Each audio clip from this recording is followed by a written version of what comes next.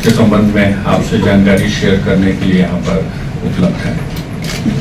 और मेरे साथ में है सचिव खनन विभाग श्री धर्मेंद्र सिंह, निदेशक श्री नैयर इकबाल जी, अपर सचिव श्री भारत भूषण जी और अन्य विभागीय विभागीय पदाधिकारी हैं जो बगल में बैठे हुए हैं। खनन विभाग बिहार अभी तक जो नॉर्मली इतने पिछले वर्षों में आपने देखा है, सिर्फ बालू पर हम लोग बहुत ज़्यादा केंद्रित रहे हैं। विशेषकर जो पिछले 20 झारखंड के बंटने के बाद पिछले 24 वर्षों से ज़्यादा हम लोग का फोकस बालू की बातें, और इस बार हम लोगों की जो सबसे बड़ी उपलब्धि है वह उपलब्धि है कि हम लोगों ने वृहद खनन को पुनः शुरू करने के लिए कार्रवाई की है। पिछले वर्षों में जियोलॉजिकल सर्वे ऑफ इंडिया के माध्यम से 10 माइंस जो G2 स्टेज तक हो गए थे, एक्सप्लोरेशन का स्टेज होता है माइनिंग के पहले G2 स्टेज, उस लेवल तक पहुंच गए थे, जिसमें 3 माइंस की भारत सरकार ने यहाँ पर दे दी है स्वीकृति। उनका बिडिंग भी हो गया है, जिसके बारे में हमने आपसे जानकारी शेयर की थी। इसमें 2 माइंस ग्लूकोनाइट के हैं जो पोटाश के हैं, जो रोहतास जिले के नौहट्टा प्रखंड में है, और एक जो है वो बहुत ही महत्वपूर्ण है, निकल क्रोमियम का वह माइन है जो गया जिले के बांके बाजार के बगल में प्रखंड में वहाँ पर उपलब्ध है। तो ये गया औरंगाबाद बॉर्डर पे गया जिले में पड़ता है। इसके बिडर्स हैं जो ग्लूकोनाइट के माइंस हैं उनके रोहतास जिले में, उसके लिए रोबोटाइन कंपनी को दिया गया है, और जो बड़ी कंपनी इंटरनेशनल कंपनी है वेदांता, उसको गया जिले में दिया गया है निकल क्रोमियम माइंस को। निकल क्रोमियम इंडिया के लिए स्ट्रैटेजिक मिनरल है और निकल लगभग 100% पूरे भारत में बाहर से आता है। तो भारत सरकार ने भी स्ट्रैटेजिक मिनरल्स करके इसको किया है। इसके अलावे 3 माइंस जो हमारे हैं उसकी बिडिंग अभी ऑलरेडी उसके लिए कार्रवाई हो रही है। ये 3 माइंस है रोहतास जिला के अंतर्गत में भोरा कटरा लाइमस्टोन ब्लॉक, जो वर्तमान में जो डालमिया सीमेंट फैक्ट्री है उसके बगल में ही है। दूसरा है जमुई जिला अंतर्गत 2 है मंजोस और भंटा मैग्नेटाइट ब्लॉक। मैग्नेटाइट लोहे का है और थोड़ा उससे से लोहा निकालना आसान होता है।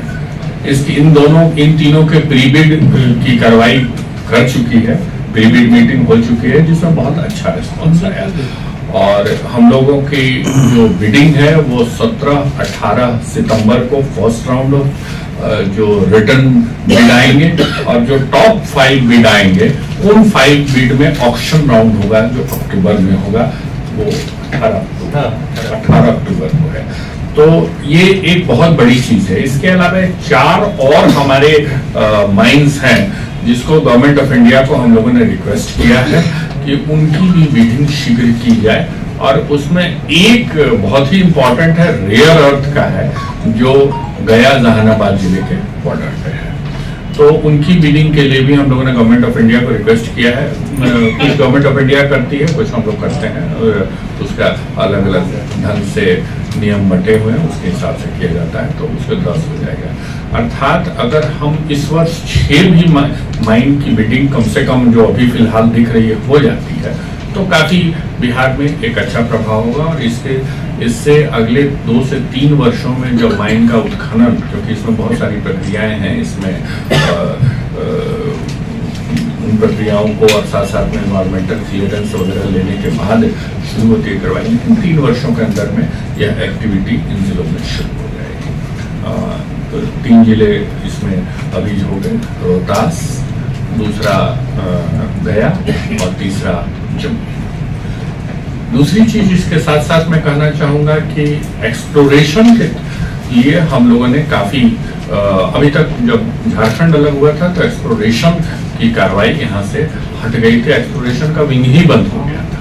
तो एक्सप्लोरेशन के लिए हम लोगों ने पुनः कार्रवाई करने के लिए विभाग में अभिमत बना है।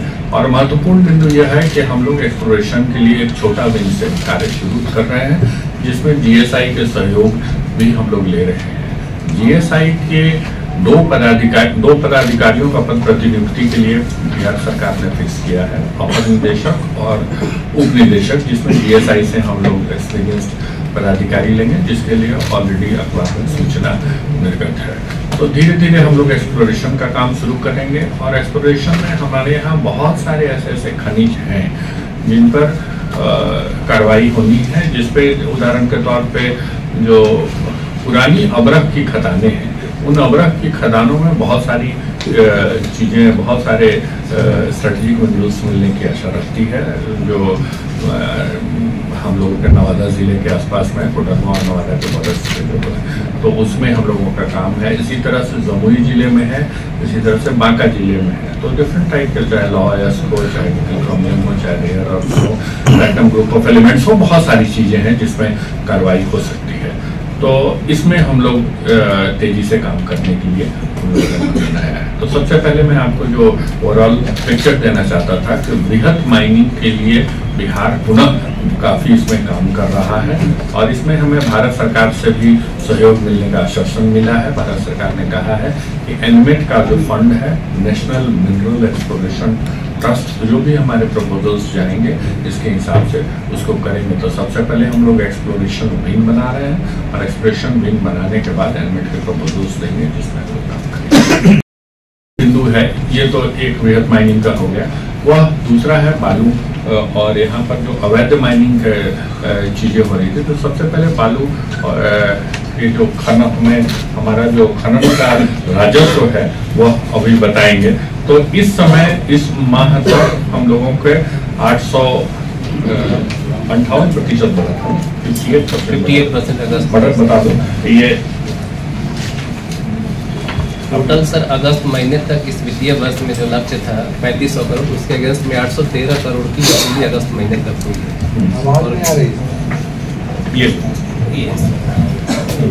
वर्तमान वित्तीय वर्ष में राजस्व संग्रहण का जो लक्ष्य है वो 3500 करोड़ है। अगस्त महीने तक हम लोग अभी 813 करोड़ की वसूली कर चुके हैं, जो पिछले वित्तीय वर्ष में जो वसूली हुई थी अगस्त महीने तक, उससे 58% ज्यादा है, और राजस्व वसूली के लिए लगातार प्रयास कर रहे हैं। तो हम लोग एक्सपेक्ट कर रहे हैं कि ये ट्रेंड चालू रहेगा, क्योंकि हम लोगों ने बहुत सारे स्टेप्स लिए हैं जिसके बारे में अभी हम आपको जानकारी देंगे। दूसरा बिंदु यह है कि हम लोगों के जो घाट हैं, सबसे पहले अप्रैल महीने तक 114 घाट हमारे संचालित थे। अब हमारे घाट 152 संचालित हो गए हैं, और 178 का CTO हो गया है, यानी 178 15 अक्टूबर को जो घाट खुलेंगे तो 178 घाट संचालित हो जाएंगे, और मिला जुला के 237 घाट हम लोगों के एंड ऑफ अक्टूबर अगली नवंबर तक शुरू हो जाएंगे। तो सबसे पहले है कि डिमांड सप्लाई की जो बात है, सप्लाई इंक्रीजेस, तो बालू की सप्लाई काफी इंक्रीज हो जाएगी, डबल से ज्यादा घाट इसमें शुरू हो जाएंगे। और इसके के लिए ही हम लोग सारा पर्यावरण की स्वीकृति का जितना काम करना है, और बाकी जो जैसे सिया और पोल्यूशन कंट्रोल बोर्ड से हम लोगों का स्पेशली इसमें लेना देना रहता है, तो वो सारा का सारा हम लोग सिया और पोल्यूशन कंट्रोल बोर्ड से समय परमिशन लेते हैं। अवैध खनन को रोकने के लिए हम लोग बहुत सारी कार्रवाई कर रहे हैं। तो एक तो ये हो गया है कि छापेमारी, जो भी सूचना तंत्र में अभी राज्य सरकार ने एक घोषणा की है, तो 5000 रुपया ट्रैक्टर, ये एक विशिष्ट स्कीम है जिसमें ट्रैक्टर जो अवैध खनन में रहते हैं उनको पकड़ने के लिए जो सूचना देंगे उसके लिए 5000 रुपये है, और 10,000 रुपया ट्रक के लिए है। तो वन शॉट में हम लोग उसकी सूचना देते हैं, मिलते पे करते हैं। अभी हम लोगों को कई केसेस में इसमें बहुत सारे सूचना मिलने के कारण सफलता प्राप्त हुई, इसके डिटेल्स हम आपसे शेयर कर लेंगे। दूसरा, अभी आप लोगों ने देखा होगा कि ट्रकों को कौन सी गाड़ियां हमारी जो खनन की गाड़ियां हैं सब में GPS होता है, सब में उनको नियमानुसार चलना होता है। तो हम लोगों ने गाड़ियों की जो सुलभ पहचान है इसके लिए सिग्नल रेड मोटा मोटी ये जो आपका कलर है 22 इस कलर का सारे ट्रक्स पे अभी आप देखेंगे 20 इंच की कम से कम पट्टी होनी चाहिए। उस पर लिखा होना चाहिए हमारा के लाइसेंस का नंबर, हमारा लाइसेंस का नॉट के लाइसेंस, हमारा लाइसेंस का नंबर जो के से शुरू होता है वो लाइसेंस नंबर और गाड़ी का नंबर होना चाहिए। आप देखे होंगे कि अधिकांश ट्रकों ने इसका अनुपालन कर लिया है और इसमें करने की जरूरत है। बहुत सारी चीजें, नई चीजें लागू हुई है। एक बहुत इंपॉर्टेंट नई चीज लागू हुई है, उसको VLTS कहते हैं, जिसमें गाड़ियों की ट्रैकिंग होती है। यानी कि जब GPS लगा हुआ गाड़ी चलेगी खान से, तो खान में एक सबसे पहले खान में जियो फेंसिंग है, यानी कि खान के अंदर जो गाड़ियां हैं वो आपको वहां से जियो फेंसिंग से दी जाएगी। और जैसे ही गाड़ी निकलेगी from this spot, from Khan से लेके मान लीजिए मधुबनी जिला तक जाना है या इवन उत्तर प्रदेश में जाना है, तो उस जगह तक आप गाड़ी को ट्रैक कर सकते हैं।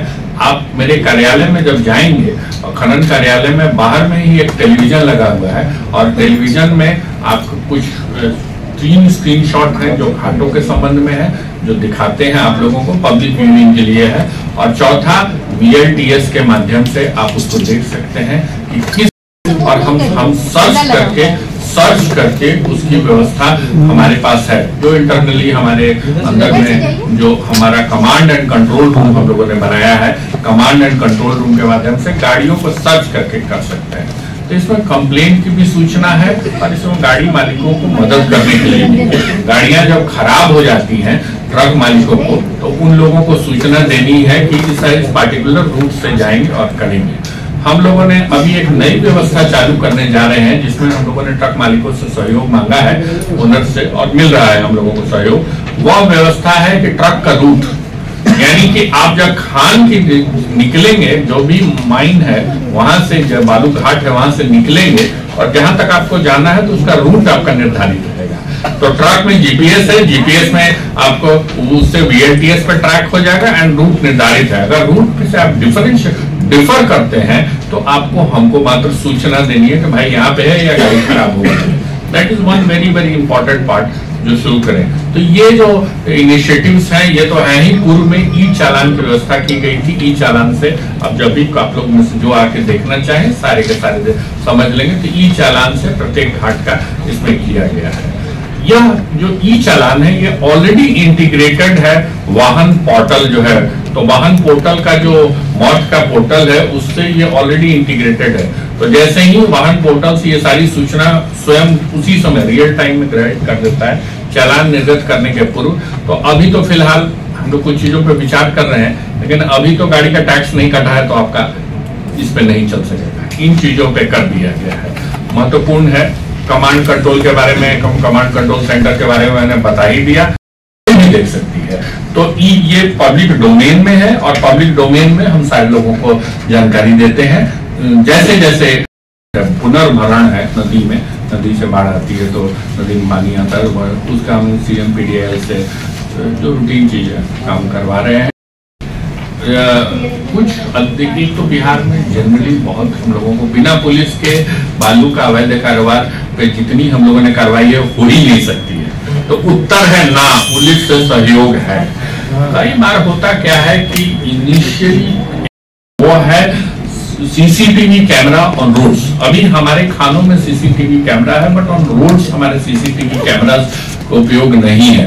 हम लोगों ने विभाग में निर्णय ले लिया है। आप लोगों को अखबार के माध्यम से पहले भी सूचना ये हुई थी कि गैंट्रीज जो है, गैंट्रीज जैसे चेकपोस्ट होते हैं, तो चेकपोस्ट पे ऑलरेडी गैंट्रीज लगी होती है। तो चेकपोस्ट पे हम लोग अपना कैमरा लगाएंगे और अन्य जगहों पर भी गैंट्री लगा के कैमरा लगाएंगे। इसके लिए यह प्रक्रियाधीन है। एक बहुत इंटरेस्टिंग चीज है जो अभी बालू मित्र के बारे में हम लोगों ने, उसका टेंटेटिव नाम अभी हम लोगों ने बालू मित्र लिया है, फाइनल नाम जो भी देंगे वह है लोगों को बालू के माध्यम से, लोगों को पोर्टल के माध्यम से बालू उपलब्ध कराना। शुरुआत में बालू है, बाद में ईंट, गिट्टी, ईंट, बाकी चीजें भी करेंगे। सबसे महत्वपूर्ण है कि लोगों को सुविधा अनुसार दौड़ना ना पड़े, और प्लस मार्केट में जो एसिमेट्रिक इंफॉर्मेशन है, एसिमेट्रिक इंफॉर्मेशन मतलब एक जगह वैल्यू दूसरी जगह एक रेट पे दिख रहा है, दूसरी जगह पता नहीं है तो दूसरी रेट पे दिख रहा है, और दुकानदार आपको ज्यादा रेट ले रहे हैं। तो जब पोर्टल के माध्यम से आपको होने लगेगा तो इसके संबंध में, तो इसका हम लोगों का टारगेट है कि 15 अक्टूबर से यह कार्य शुरू कर दें, और इसका हमारा टेंडर खुल गया है और फाइनेंशियल टेंडर खुल गया है, और अब हम लोग शीघ्र ही इसके काम को अलॉट करने जा रहे हैं। तो एक बिंदु यह है। तमसोमा ज्योतिर्गमय गुरुकुल शिक्षा मंदिर संस्थान के साथ बनाए अपना भविष्य। रेगुलर और प्रोफेशनल कोर्सेज, सेकेंडरी और senior secondary courses, law, teachers training courses, pharmacy and nursing के साथ पैरामेडिकल में डायरेक्ट एडमिशन पाए। वेबसाइट विजिट करें या दिए गए नंबर पर कॉल करें। हमारा पता है गुरुकुल शिक्षा मंदिर संस्थान, कल्याण चौक, DS कॉलेज रोड, कटिहार। हमारा वीडियो अगर आपको अच्छा लगा हो तो आप हमारे वीडियो को शेयर करें, लाइक करें, हमारे चैनल को सब्सक्राइब जरूर करें। धन्यवाद।